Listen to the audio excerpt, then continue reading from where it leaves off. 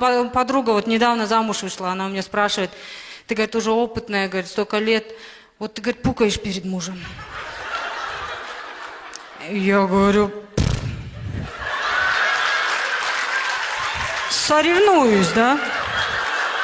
Не буду хвастаться, даже часто выигрываю. Это...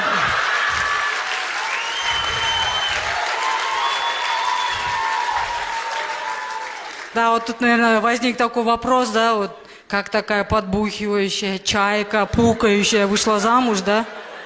Благодаря кыргызской пословице «Энесин көріп знал». На русском это «взгляни на мать, прежде чем жениться на ее дочке», да, как бы. Вот муж тоже на нее повелся. И я в отца.